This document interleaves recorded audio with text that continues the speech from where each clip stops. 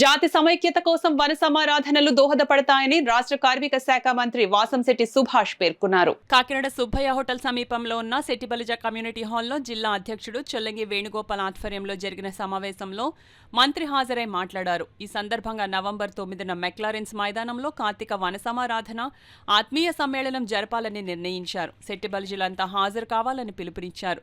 Settibalija corporation రాష్ట్ర director Kudupudi Chittibabu, civil supplies director కడలి ఈశ్వరి, సంఘ జిల్లా ఉపాధ్యక్షుడు నరుకుర్తి వెంకటేశ్వరరావు, డైరెక్టర్ చప్పిడి వెంకటేశ్వరరావు, పెంకె శ్రీనివాస్ బాబా, గుత్తుల శ్రీనివాస్, రాజేశ్వరరావు, ఆంజనేయులు, రాజు, చిరంజీవి, వెంకటేశ్వరరావు తదితరులు పాల్గొన్నారు.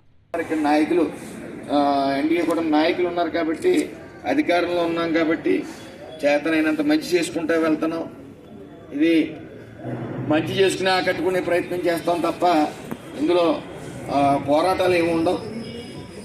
చేతనైనంత మంచి కులానికి చేసి మా వైపు డైవర్ట్ చేసుకునే విధానం ఉంటుంది. అయితే ఏదైతే ఈ కార్తీక వన సమారాధన ముఖ్యంగా ఐక్యత కోసం పెట్టిదే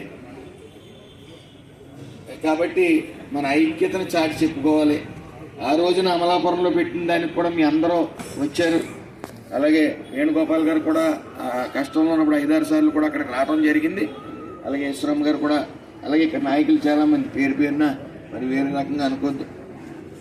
అందరూ కూడా కష్టాలు ఉన్నప్పుడు వచ్చారు. అప్పుడు ఐక్యత చాటుకున్నాం కాబట్టి అప్పుడు అల్లరి కేసులు కూడా ఎత్తడం జరిగింది.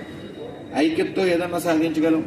కాబట్టి ఐక్యత మనకున్న హక్కులు కాపాడుకోవడం కోసం ఈ ఐక్యత, మరి ఆ ఐక్యతని ఈ మహానగరంలో ఎప్పుడు చాటి చెప్తూ మరి పెద్దలు ఈ మన యూనిటీకి పునాదులుగా నిలుస్తూ ఉన్నారు.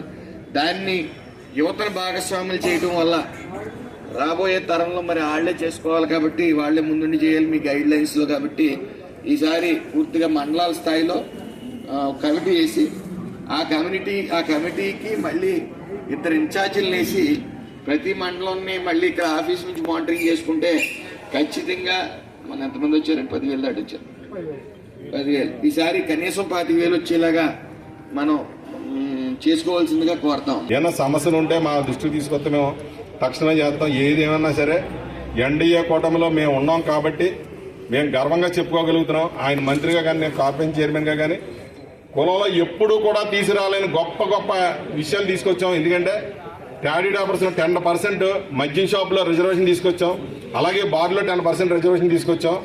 ఈ రిజర్వేషన్ తీసుకురావడంతో పాటు ఆర్థికంగా బలపడాలని చెప్పి 50% ఫీజు రాయితీ కూడా లోకేష్ గారితో మాట్లాడి తీసుకొచ్చాం. 50% ఫీజు రాయితీ అంటే చిన్న విషయం కాదు. ప్రతి షాపుకి కూడా అందరికీ కూడా 85 లక్షలు అయితే, ఒక సెట్టిబల్జీల్లో గీత కులాల్లో పుట్టిన వాళ్ళకైతే 42,50,000 చంద్రబాబు నాయుడు గారు కేటాయించారు. దానికి మేము ఎప్పుడూ కూడా కృతజ్ఞతగా ఉంటాం.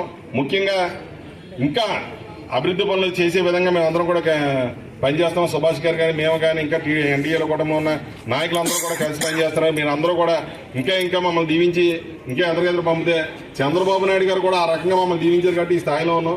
ముఖ్యంగా లోకేష్ గారు మేము ప్రత్యేక ధన్యవాదాలు తెలుపు.